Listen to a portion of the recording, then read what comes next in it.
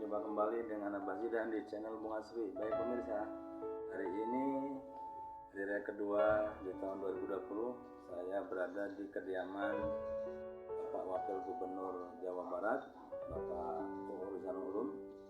Kita akan bincang-bincang seputar COVID-19 kaitannya dengan pesantren dan madrasah yang sampai hari ini menjadi target dari proses penyebaran COVID-19. Sebagaimana kita ketahui, pesantren dan madrasah yang berada di Jawa Barat ini semuanya di lockdown, semuanya libur sebagai upaya untuk memberantas penyebaran COVID-19. Jadi kita hari ini akan bincang-bincang seperti apa nih kebijakan Gubernur dan Wakil Gubernur di Jawa Barat setelah masa PSBB di Jawa Barat berakhir. Oke pemirsa, kita ikut ya. Yuk.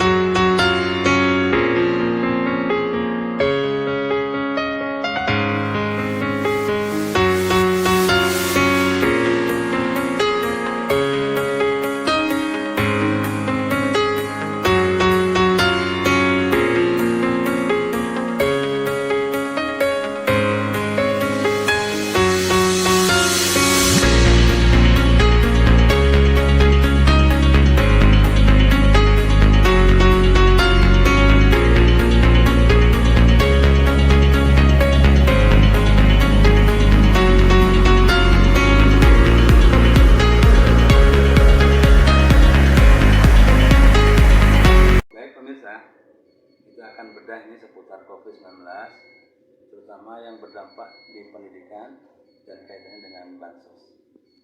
Assalamualaikum Pak. Waalaikumsalam. Kenalan dulu Pak sama pemirsa kita ya. Iya.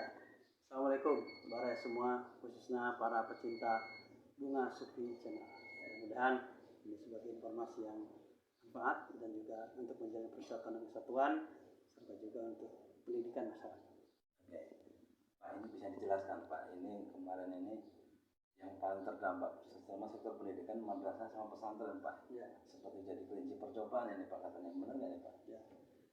Memang dengan adanya COVID ini, pada prinsipnya segala sektor, bukan hanya dunia pendidikan, tetapi ekonomi, kemudian juga masalah tenaga kerja dan juga ASN, alias PNS, bagaimana cara kerja, semuanya ini belum siap. Karena memang tidak dipersiapkan dari awal. Ya, betul. Seperti juga pondok pesantren, sama. Sekalipun Pak Gubernur memberikan diskresi kepada pondok pesantren kemarin, mau libur, mangga, mau tidak libur juga, tapi intinya kita harus sama-sama menjaga tentang penyebaran virus corona. Oleh karena itu, pemerintah provinsi hari ini sedang berpikir bagaimana format yang baik untuk menghadapi kasus-kasus seperti hari ini. Karena tidak tertutup kemungkinan ini ada kasus yang sama di masa yang akan datang, tapi mudah-mudahan tidak ada. Tapi pemerintah harus mempersiapkan bagaimana cara kerja ASN dengan ramai kerja di rumah.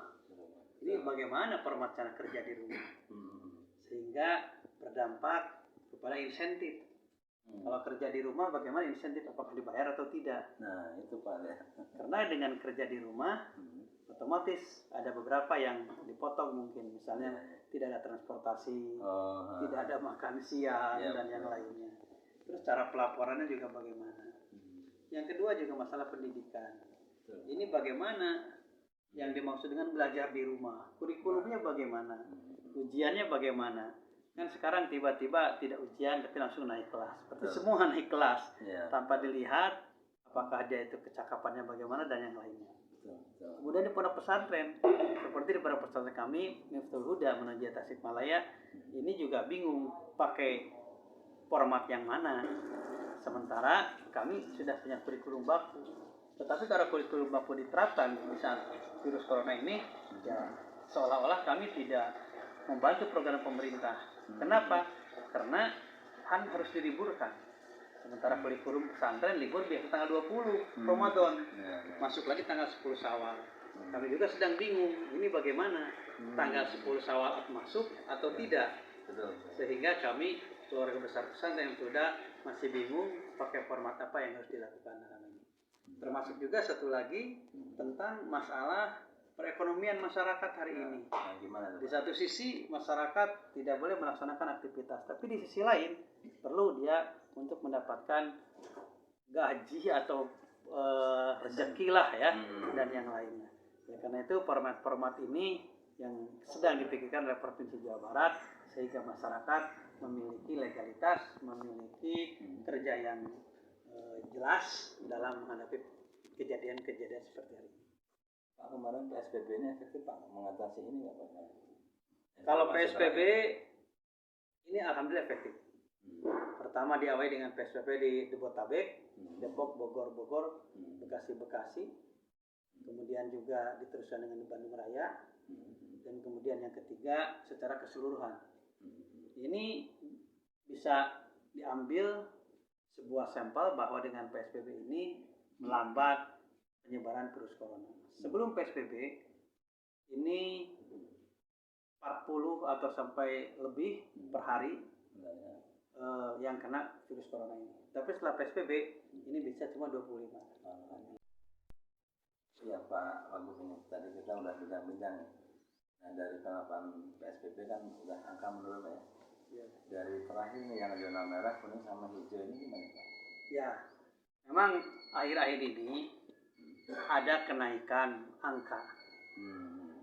Kemarin di saat kita evaluasi hasil PSBB, kita ini hanya 1.350 orang yang kena. Dari jumlah penduduk 50 juta. Kita mendapatkan pujian dari pemerintah pusat, bahkan dari media asing, Jawa Barat, inovasi sangat luar biasa. Nah, tetapi di saat kami gencar melaksanakan rapid test, kita naik lagi menjadi 2.000. Karena memang rapid testnya banyak. Yaitu sampai 130.000 yang dilaksanakan rapid test di pasar-pasar dan di tempat yang lainnya. Kemudian juga hasil daripada PSBB ini kami diumumkan kepada masyarakat dan kepada para bupati wali kota. Kami melaksanakan penilaian observasi secara ilmiah. Dalam kesimpulan yaitu Jawa Barat sekarang sudah tidak lagi ada zona merah tingkat kabupaten kota. Tetapi zona merah, zona hijau atau zona biru, zona kuning per kelurahan ataupun per desa. Jadi tidak semua kabupaten disebut satu zona. Misalnya Kabupaten Sukabumi, ada desanya yang zona merah, ada yang zona kuning, ada yang zona biru. Itu disampaikan. Nah, makanya setelah PSBB selesai tingkat provinsi, maka PSBB juga dilanjutkan, tapi untuk Parsial. penekanan, untuk sanksi, untuk apa diserahkan kepada bupati wali kota dengan data ilmiah yang diberikan kepada mereka. Oleh karena itu, kalau zonanya zona kuning berarti ada aktivitas yang diperbolehkan. Tapi kalau zonanya zona merah, tetap ada pengetatan kembali atau PSBB kembali. Ada juga yang zona biru. Hari ini yang masih zona merah adalah Cimahi, kemudian Bekasi, kemudian Depok, kemudian kalau tidak salah satu lagi apa Bandung Barat atau apa? Barat. Ya, jadi sekarang itu ada 5 ya yang termasuk yang. Berarti daerah Priangan Timur. Nah, hasil daripada ini PSBB ini ada 50% desa dan kelurahan yang zona merah dan ada 50% kelurahan dan desa yang zona biru dan zona kuning, tapi tidak ada zona hijau ya, karena memang tidak didapatkan hal semacam itu. Terus kemudian Pak ini Pak, kemarin kan solusi dalam rangka mengatasi diantaranya pembagian sembako itu datanya kan kemarin tumpang tindih Pak, gimana? Ya, data pembagian bantuan sosial sebenarnya ini kan ada beberapa sumber, 9 sumber hari ini, baik dari pemerintah pusat lewat kartu sembako, kemudian kartu BLT, dan juga kartu PHK dan yang lainnya, termasuk dari kabupaten kota, ada 9 semuanya. Dan sekarang katanya ditambah lagi, ada dari Menteri Pariwisata, jadi ada 10. Total penduduk misi di Jawa Barat ini adalah 7 juta lebih. Sementara angka bantuan dari 9 pintu itu hampir 8 juta. Artinya masih ada kelonggaran untuk miskin baru sekitar 1 juta lebih dari bantuan ini. Tetapi kemarin memang datanya dari pemerintah pusat dimungkinkan atau kemungkinan masih memakai data yang lama. Sehingga orang yang sudah meninggal, orang yang sudah kaya dan yang lain dapat, sementara yang miskin dan yang lainnya. Makanya Provinsi Jawa Barat tidak memakai data itu, tetapi memakai data yang dari RT, RW, kepala desa yang diverifikasi oleh pemerintah kota kabupaten. Jadi kalau yang kami ini aman. Tidak seperti data yang dilaksanakan dari pemerintah pusat. Jadi yang ramai itu adalah data. Kenapa kami minta datanya ke para kepala RT atau ke RT, RW dan kepala desa? Karena kami pengalaman di saat Pak Emil menjadi wali kota, saya pengalaman menjadi bupati, riweuhna ngurus ke LT. Karena datanya bukan dari RT, bukan dari kepala desa. Maka dengan pengalaman itu, Provinsi Jawa Barat minta data kepada mereka. Alhamdulillah selesai. Pemirsa, kita lupa ini tadi beliau punya sapaan akrab Kang Uuk. Saya lupa menanyakan di awal pemirsa ya, supaya akrab suasananya karena ini di YouTube. Kang, jadi sudah rada akrab saat ini. Kang, ya, jadi kira-kira gimana Kang tanggapan berikutnya, pesan-pesan buat masyarakat supaya bisa menjaga diri dari COVID? Ya. Silakan. Saya berharap kepada masyarakat untuk memahami bahwa langkah-langkah pemerintah dalam penanganan COVID ini adalah intinya untuk kemaslahatan dan kemanfaatan masyarakat. Tidak ada kebijakan pemerintah untuk memadaratkan, menyengsarakan masyarakat. Adapun di saat proses masyarakat merasa keberatan, itu mohon ada kesabaran dan juga mohon ada kepasrahan dalam melaksanakan hal ini. Karena kalau masyarakat tidak melaksanakan himbauan, instruksi ataupun harapan dari pemerintah pusat, kita berjuang tidak akan ada hasil yang signifikan. Antara lain seperti yang disampaikan, satu, benteng pertama pemerintah Provinsi Jawa Barat adalah dengan adanya pencegahan.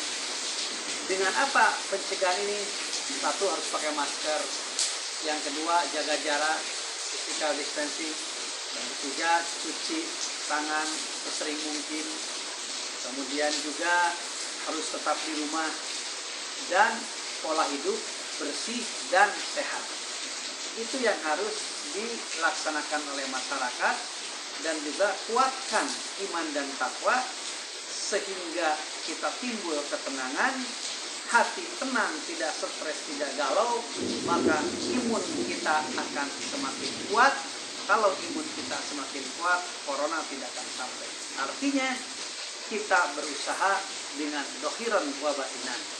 Dohir yang sudah kami sampaikan tadi, batin kuatkan iman dan takwa. Cara langit, cara bumi, kita memperjuangkan pemutusan virus corona. Kemudian juga kami perlu sampaikan, ada benteng yang kedua, yaitu adanya rapid test, dan benteng ketiga kami sediakan rumah sakit.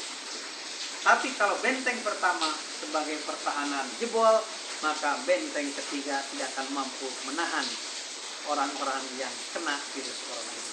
Sekalipun 135 rumah sakit sudah kami sediakan, tetapi masyarakat Jawa Barat 50 juta orang ini. Maka oleh karena itu tetap saya ingin kebersamaan pemerintah dengan masyarakat, termasuk kami minta bantuan kepada para ulama, para kiai, dengan bahasa agama, dengan bahasa yang biasa disampaikan untuk memberikan ilmu dan pencerahan kepada masyarakat tentang virus corona ini.